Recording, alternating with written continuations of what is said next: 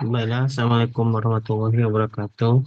Perkenalkan, nama saya Muhammad Atul Karim, dengan NIM 2310951011, eh, dari Elektro, eh, dari kelompok 17, Fakultikum Sistem Kendali 2025. Sini saya akan membuat video tentang responsif awal modul 2. Nah, langsung saja pada soal pertama. Apa itu diagram blok dan jelaskan komponen-komponen penyusun diagram blok sistem servo mekanisme untuk lengan robot di bawah ini. Di sini terlihat itu adalah diagram blok. Nah, ya, apa itu diagram blok? Diagram blok adalah representasi visual atau grafis dari satu sistem di mana bagian-bagian utama atau komponen-komponen sistem tersebut digambarkan sebagai blok-blok geometris dan dihubungkan oleh garis atau panah yang menunjukkan arah aliran sinyal, data, atau energi. Sedangkan untuk spesifiknya pada sistem kendali itu adalah diagram blok yang menggambarkan tahapan pengendalian pada suatu sistem kendali yang terdiri dari garis sinyal, subsistem, plan, dan summing point. Apa itu garis sinyal? Garis sinyal itu merupakan garis panah yang menggambarkan arah aliran sinyal yang terjadi pada satu sistem kendali. Kedua, subsistem atau plan merupakan blok yang berisikan karakteristik dari tahapan pada blok itu sendiri yang berupa suatu fungsi. Tiga, summing point merupakan titik pertemuan antara dua atau lebih sinyal yang nantinya akan dilakukan akumulasi, penjumlahan, ataupun pengurangan terhadap sinyal-sinyal tersebut. Di sini contohnya pada gambar tadi. Ini adalah garis sinyal yang memiliki panah. Arah panah itu menunjukkan kemana arah data itu dikirimkan. Terus ini adalah summing point. Itu tadi adalah pertemuan dua atau lebih sinyal yang nanti akan dilakukan akumulasi penjumlah ataupun pengurangan terhadap sinyal tersebut. Contohnya pada sini set point itu garisnya ke sana, uh, bertemu dengan plus. Berarti itu akan ditambahkan. Lalu bertemu dengan sinyal feedback dari position sensor. Lalu dikurangkan, maka set point dikurang dengan feedback. Lalu di sini adalah yang kotak-kotak ini itu adalah subsistem atau plan. Nah, selanjutnya pada soal nomor 2, jelaskan pengertian dari sistem kendali lingkar terbuka dan tertutup. Lalu gambarkan masing-masing blok diagramnya dan tuliskan bentuk fungsi heliknya. Itu apa itu sistem kendali lingkar terbuka? Sistem kendali yang tidak memiliki umpan balik. Pada sistem kendali lingkar terbuka, keluaran sistem tidak diumpan balikan untuk dibandingkan dengan sinyal referensi. Sehingga keluaran sistem merupakan hasil perkalian antara sinyal masukan subsistem saja. Contoh ini garis lurus ya, gitu. Dari input masuk ke subsistem lalu keluar output. Maka itu lingkar terbuka. Pada sini pada gambar terlihat bahwa masukan sistem dilambangkan dengan RS, sedangkan fungsi alih atau subsistem dilambangkan dengan GS, dan keluaran sistem dilambangkan dengan CS. Fungsi alih atau sistem kendali lingkar terbuka dapat diperoleh dari gambar sistem kendali lingkar terbuka seperti pada gambar di atas. Berikut inilah fungsi alih dari sistem kendali lingkar terbuka. Fungsi alih itu rumusnya adalah output per input pada sistem kendali. Maka GS itu adalah CS per RS. Atau output itu adalah subsistem dikalikan dengan input. Lalu ada sistem kendali lingkar tutup. Sistem kendali lingkar tutup adalah sistem kendali yang memiliki umpan balik. Keluaran sistem diumpan balikkan untuk dibandingkan dengan sinyal referensi. Hal ini berguna agar keluaran sistem bisa sesuai dengan sinyal referensi. Contohnya ini adalah bentuk dari sistem kendali lingkar tutup. Dari input ada summing point. Summing point itu untuk dijumlahkan input dengan feedback HS. Begini. Maka terbentuklah lingkar tertutup. Nilai keluaran sistem dari diagram ini itulah ini. CS, ES sekali GS. ES itu adalah RS dikurang dengan BS itu feedbacknya. Lalu BS itu adalah C, karena keluaran GS itu CS, maka C dikali dengan HS. S adalah nilai selisih antara set point dengan nilai umpan balik, dan BS adalah hasil perkalian antara keluaran nilai CS. Lalu untuk fungsi alihnya, seperti tahu CS dari nilai ini, maka kita akan substitusi nilainya. TS itu adalah RS kurang BS, masuk, lalu dikali GS. Maka dikeluarkan dikeluarkan LS per sini, lalu GS per 1 tambah GS HS. Dapatlah fungsi alihnya. Fungsi alih dari sistem ini, CS per S sama dengan GS per 1 tambah GS kali HS. Lalu soal ketiga, jelaskan tentang konstanta pengalih KP, gambarkan blok diagramnya dan tuliskan bentuk fungsi alihnya. Ini adalah bentuk diagram blok dari eh, ada yang terdapat kendali pengendalinya KP. Pada sistem kendali terdapat konstanta pengalih yang biasa disebutkan dengan K atau dengan KP. Konstanta pengalih ini berfungsi untuk mengeluarkan sinyal yang akan dimasukkan ke plan atau subsistem. Secara umum, jika sistem kendali lingkar terbuka diberi konstanta pengalih K, maka diagram bloknya akan menjadi seperti berikut ini. Lalu, apa fungsi alihnya? Lihat dari ini diagram bloknya. Jelas, kalau fungsi alih tadi rumusnya itu CS per RS. CS per RS itu KP dikali GS.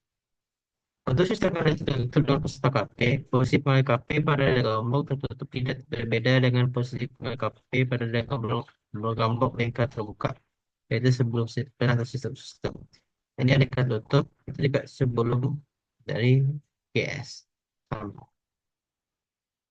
Lalu untuk fungsi alih yang lingkar tertutup, ini sama. Oh, disederhanakan, bukan adalah ini CFLS menangan KP kali GS per 1 tambah KP GS kali HS. Jadi jika minus, jika dia plus, maka ini kan minus. Saya beda. Lalu untuk soal nomor 4, jelaskan cara rinci mengenali pengendali integral atau I, pengendali derivatif atau D, dan pengendali proporsional integral diferensial atau PID, beserta blok diagram dan persamaannya. Sebelum itu, mari kita ketahui apa itu PID secara umum. Secara umum, pengendali integral atau I menghasilkan sinyal kontrol yang proporsional terhadap integral dari sinyal kesalahan atau error atau E terhadap waktu. Artinya pengendali ini mengakumulasikan kesalahan dari waktu ke waktu. Sedangkan untuk pengendali derivatif secara umum itu menghasilkan sinyal kontrol yang proporsional juga terhadap laju perubahan sinyal kesalahan terhadap waktu. Artinya pengenal ini memprediksi kesalahan di masa depan berdasarkan tren perubahan kesalahannya saat ini. Lalu PID itu jika PID atau proportional integral derivative merupakan suatu sistem pengendali yang digunakan secara luas di berbagai bidang industri, yaitu pengendali PID terdiri dari 3 komponen pengendali, yaitu proporsional, integral, dan derivatif. Apa itu proporsional, integral, dan derivatif? Yang pertama, proporsional. Seperti ini. Oh, bentuk dari diagram bloknya S kali KP maka hasilkan US.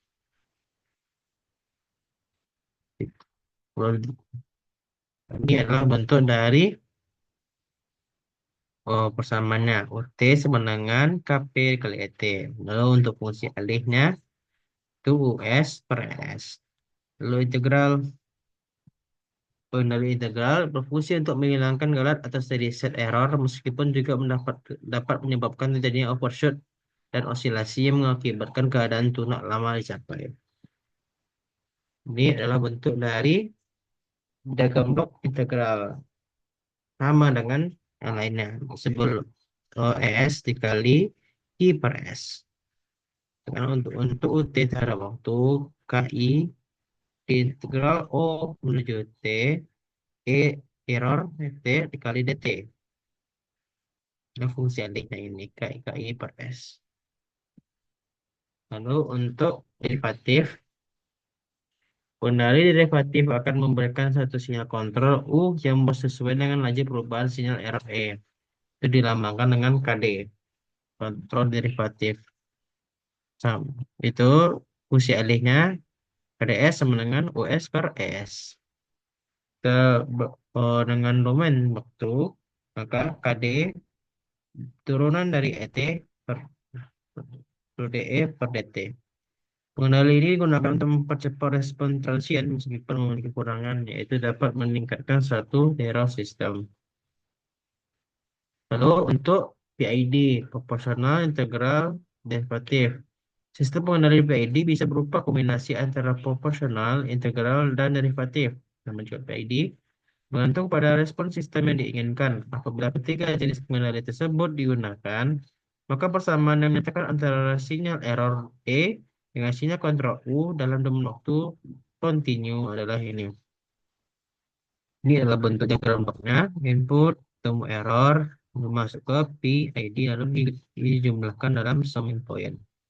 Lalu masalah UT, diproses kembali keluar output ET. Untuk fungsi alihnya, masing-masing ditambahkan dalam summing point KP tambah KI per S tambah KDS. Dalam nama waktu seperti ini. Lalu untuk nomor 5, Pak jelaskan apa saja parameter tanggapan peralihan pada sistem ORI 2.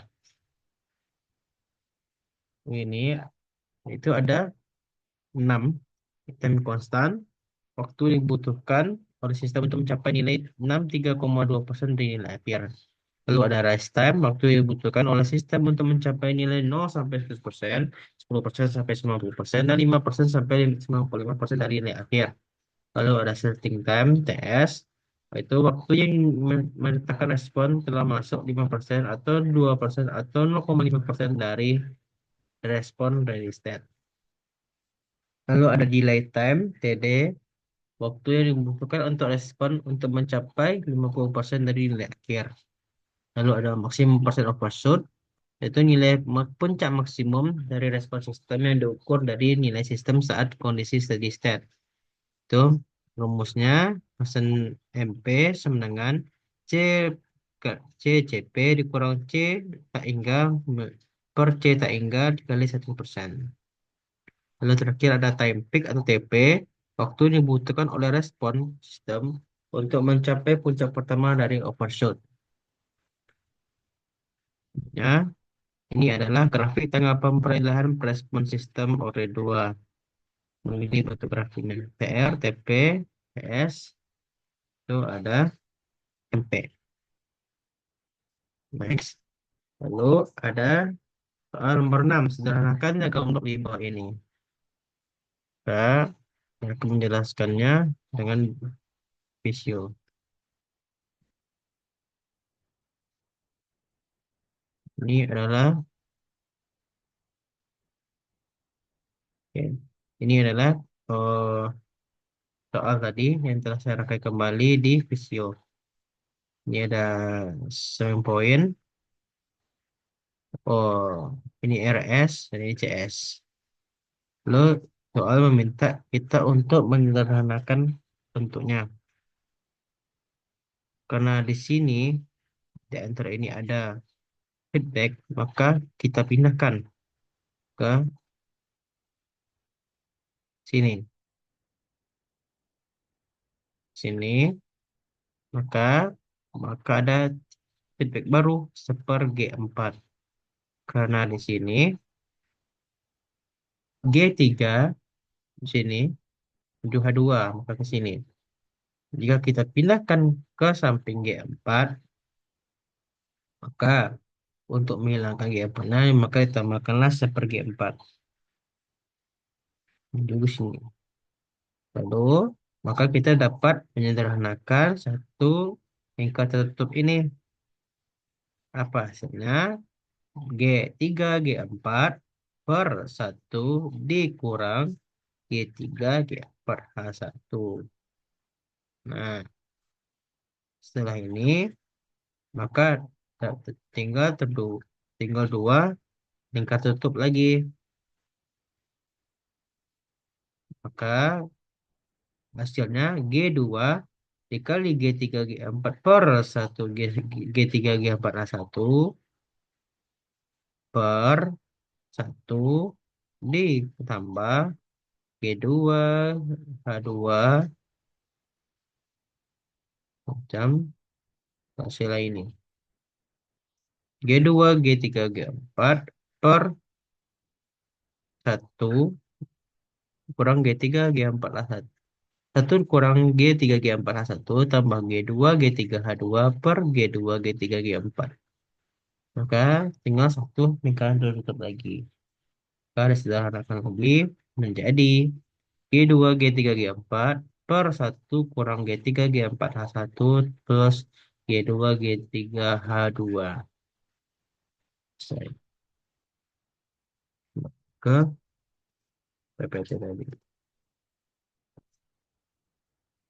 Itu sekian video dari saya. Maaf jika salah ataupun kekurangan. Eh, Tertutup. Assalamualaikum warahmatullahi wabarakatuh.